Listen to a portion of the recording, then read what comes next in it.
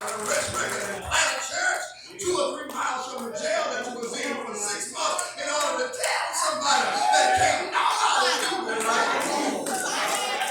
Okay, see, you remember the minute you was there. I went to jail in the summertime in shorts. My uncles picked me up in the wintertime in shorts. But I come to tell you that can't nobody keep you like Jesus.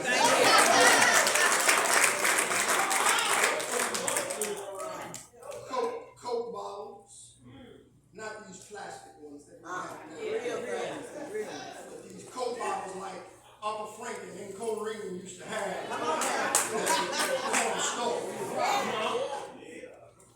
Coke bottles with real Coca-Cola made of glass that you needed a bottle opener. Can I tell you that Coca-Cola came out with a program in order that people would send back the bottle? Why? What they realized is there was value in what had been used and used again. This Sunday morning that God has redeemed you from what you used to be because He still got to work in what you can do. You might get all this, you might get all of that, but God said, come unto me, all ye that are heavy labor, and find rest. Not rest on your morals, but rest on what you used to be and work on what you can do.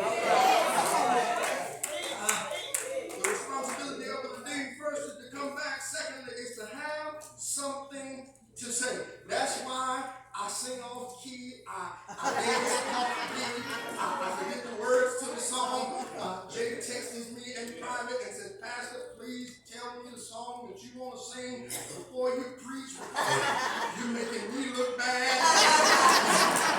And I have to tell him, I just can't help it because when I start hearing somebody talk about the one who has done so much for me, I break out into combustible praise because I realize that if it had not been for God who is on the front, I'd have told myself myself. Where would you be?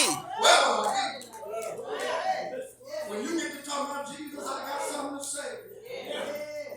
You get to talking about El Shaddai, I got something to say. When you get to talking about Jehovah Jireh, I got something to talk about. You got to have something to say in order to be a testimony. He says to the land, don't go back talking to people that left you naked with no food and no clothes. Don't go back talking to people that used to live in the same house that you lived in but sent you to the graveyard. Don't go back talking to people about the shackles and chains and the limitations that they put in your life. But go back and tell them what God has done for you. This Sunday morning, I've had some folks walk out of my life. And every time one leaves, a better is coming. It comes to declare that whatever God allows you to go through in your life, you got to have the audacity enough to say that even in this, God has done so much. Who did it? That's the first problem that we all have. God won't move in your life because He can't trust you to tell the truth about who did it. You got no trust in that. You got no trust in that trample that worked down at Gilmore First National Bank. And you got no tithes in the offering. You got no trust in that fella that's your manager on that job than you got in the one that said he got fish that got gold in their mouth. You got more trust in that 401k that you don't understand the investments in anyhow. And you haven't sown a seed at the church. You got more trust in the Texas lottery than you have in trying Jesus. You got more trust in the Oklahoma casino than you have in the casino life. You got more trust in the boat over in Shreveport than the Savior that you have. You got more trust in 3-0, 0-7, 14-1. I'm talking about you have.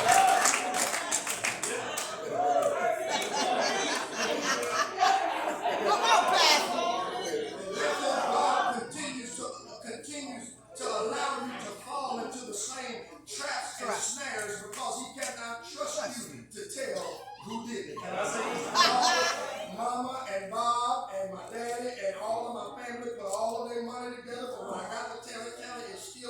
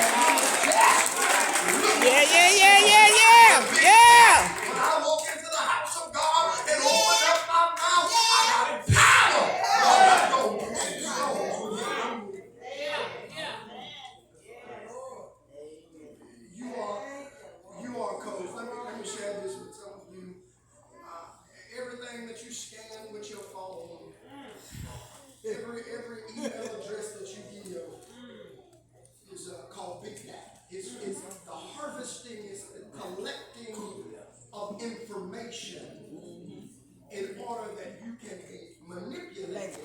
Yeah. They are collecting your information in order that they can tailor trouble for you. Right. That they feel like you can't say no to. Right. Is the collecting of information. Right here, return home, that's coming back. Declare how much God has done, that's having something to say. Right. And the man went away. I got it highlighted. And he went away. Right. Proclaiming throughout the whole city. Right. How much Jesus had done for him. Amen. Hear what I'm trying to say, my brother and sister, that every once in a while, you got to be like Kendrick Lamar and Watch out now. Every once in a while, you got to, even though you tore up from the floor, put on your Sunday best, run to the seat you usually sit at, and give God an in-out praise. Because what Jesus says to the man is it would be useless for people that don't know where you have come from to see you breaking through. It would be powerless for folks that have never played in the mud to see you clean. It wouldn't make much difference to people in Dallas to see you delivered if you can't preach that you've been redeemed in What I'm trying to say here to you is sometimes you have to let them see it. It's another rap song. It's from another age that says, I know you see this Taylor suit. You see this congregation with me. You see that in spite of all of my flaws, all of my shortcomings, all of the hell that I've raised, all of the wrong that I've done in my life, that God has a hedge of protection around me. And the only way that you can see how God continues to bless me in spite of my mess is because I keep showing up at the place where I once fell. I keep showing up talking about the one who lifts me up every time I fall down. Every once in a while, you got to let them see. Quickly, and we'll get to this cafeteria food. What you got to let them see is that you're clothed and no longer naked. Hear what the text says. It gives a description of the man pre-Jesus, and then it gives a description of the man post-Jesus. Stay close. We are a Baptist church, son. It says that when Jesus got off the boat, the man was naked and crazy. But after Jesus spoke to the man, he was clothed. And he was the same way that you can. Because I serve a God that will put a robe on your back, a crown on your head, and make some out of the promise of eternity. The same way that you can. Now I had to work with this one because I still got a lot of crazy people I hang around. Be careful. It said that the man had been infected and affected by thousands and thousands of demons, and that he was uncontrolled. He had special education strength because the chains could no longer hold him. The people could no longer hold him. But he could run into Jesus. And what chains couldn't hold, Indian style could. I wish I had somebody. It says that the man was there and that Jesus was there and he was sitting down. And that's a good word for somebody this Sunday morning. How much longer does God have to be good? How many more words does God have to speak over your life in order for you to sit down? Come on now. For me, it was adjudicated probation in order that you could get a job in an industry where you shouldn't get a job if you had the charges that I had. It made you sit down. Tears, I continued to cry over the broken glass of broken promises and relationships that I still internally deal with that makes me want to sit down in this marriage. It is the audacity to believe that the word that you have been deposited on the inside is bigger than the church that you've been called to serve. And the 5 years in the desert between the church in Palestine and the church in Fort Worth, that even when it gets hard sometimes when I want to cry and quit, it makes me sit down because God has given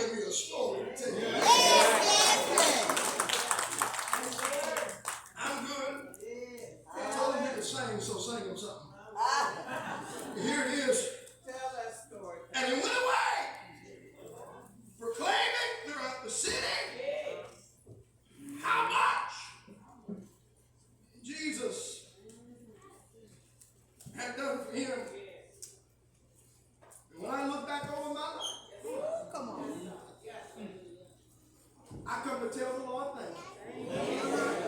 Come on now. Because he didn't have to wake me up this morning. That's right. I could have been sleeping in my grave. I could have been called home in the midst of all of my wrong. But I thank God that I ran into the man from Galilee. He's a special kind of man. Yeah. He's a man that operates in full control and power. Right. He's the type of man that can cause war and peace at the same time. He's the type of man that can identify with a St. Anna shepherd. He's the only man that can talk to himself and still make sense. He's the type of man that can walk and make you go wrong. Big Mama used to say, he's the type of man that'll make you cry when ain't nothing wrong. He's also the type of man that'll make you smile when they roll your loved one before. He's the type of man that said, come on to me, all you that deserve rest. Come on. He is the man that said, if I be high and lifted up, I'll draw all men unto me. Right. Luke begins to write the story. Come on. The reason for the story in the book of Luke, Luke wants you to see that God got real power. Yeah. Power. Turn your life around. Anybody ever seen it do it? Ooh, come on. Yes. Something had a hold in you that you couldn't let go of. But God. But God. Anybody ever seen him step in late in the midnight hour? All of your options had run out. All of your resources dried. All of your connections had run out.